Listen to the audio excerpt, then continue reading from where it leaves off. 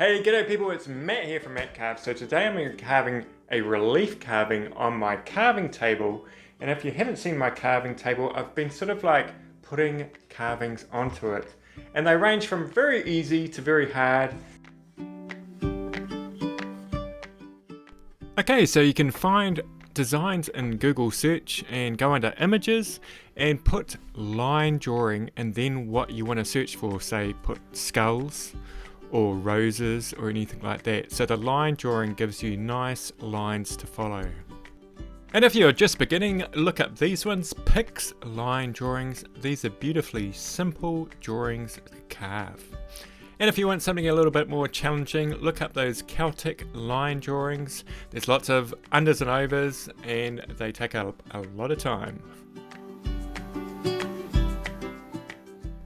Next you want to check if your drawing actually is good to carve. So what I'm concerned with here is there's just so many mushrooms coming out of that eye socket.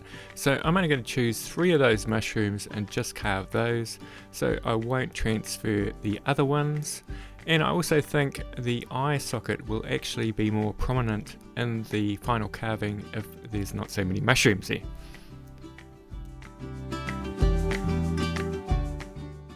Okay, so to transfer your design to wood, first you want to make sure that the area that you're going to carve on is nice and flat. So I used just a sander to sand back the rough patches. And then to hold the piece of paper in place, just put a piece of tape on the top.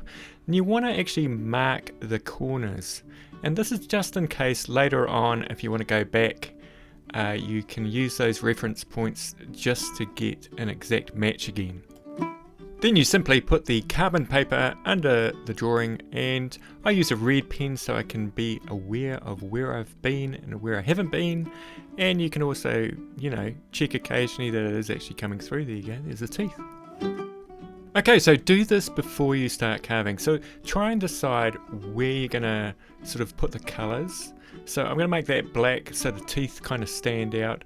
The skull is gonna be gold. You can see here with the dragon, I've made gold teeth, and I've also sort of like made the teeth kind of shaped as well, which I'm going to do on that skull. And I'm going to make the eye sockets black as well, and the nose, so those will kind of look sunken and kind of keep in general with the color scheme of the drawing on the left.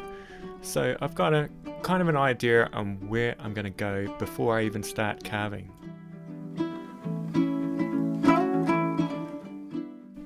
Okay, so this is probably the only Kutzall tool I use in this carving, and it's the fine taper one, just because I want to remove a reasonable amount of wood but still have a lot of control, and it's perfect for this kind of carving, sort of just to approach those lines. So I'm going to take all of that sort of under the teeth a little bit back, and which will be eventually painted black as well.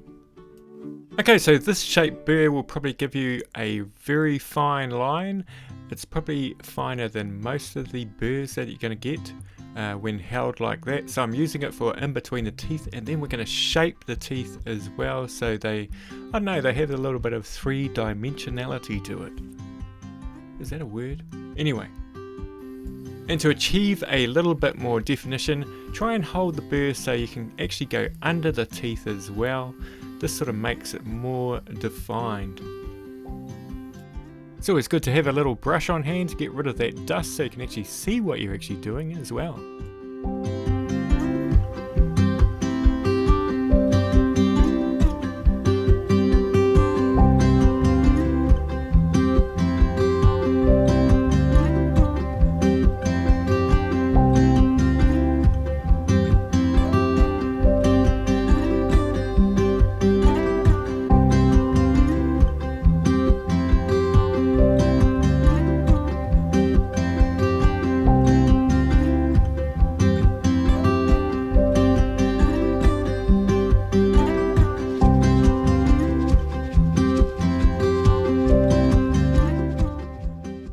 Okay, so I'm using the Dremel wheel point here. It's actually a little bit smaller than 2 mils in diameter.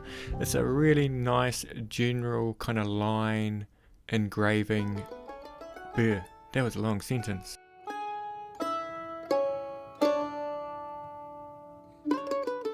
Okay, so now it's time to tackle the eye, which is probably actually the hardest part in this carving.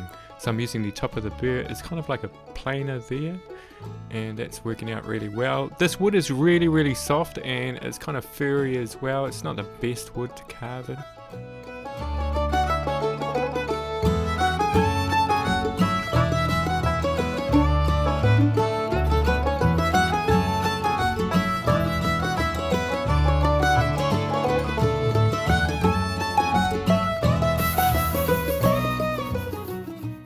Okay, so we're pretty much finished. I'll just give it a light sanding and get rid of that dust. What we're going to do here is we're going to put a background on, and what this does, it'll hold the black wax into the background like I have on all these other carvings. So we need to put in a kind of a crisscross pattern. It's really easy to do. All you need is one of those kind of burrs, and pretty much you just go one way and then the other way, much like a checkerboard.